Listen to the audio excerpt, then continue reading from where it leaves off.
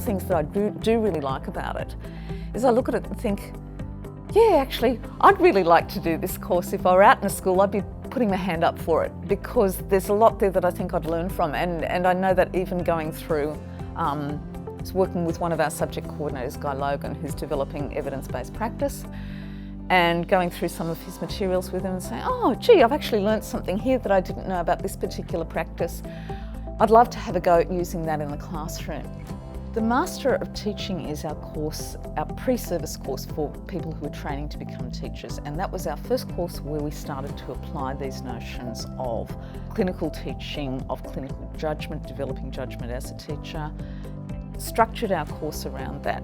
It's a course that will allow teachers to apply things immediately to their practice and see whether they're having an impact, and really push them to think about what they're doing in a rigorous way and support them in that. We've got a broad mix of staff who are working on this. Overwhelmingly, they're people who've had experience teaching in schools from a wide range of settings. So we've got secondary, primary, early childhood, special ed staff. So yeah, really broad range of staff, overwhelmingly strong backgrounds in school education, strong research backgrounds. And they approach it from different perspectives, obviously. I mean, John Hattie's a specialist in this sort of what's the evidence around classroom-based practice and what works and so on. Patrick Griffin's a specialist in assessment.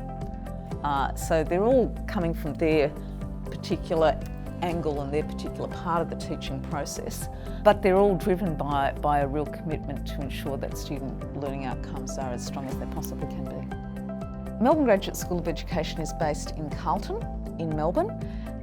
It's quite a large graduate school. It has a really strong reputation internationally. It's I think in the top 5 in the QS World Rankings and #1 out of the education schools in Australia.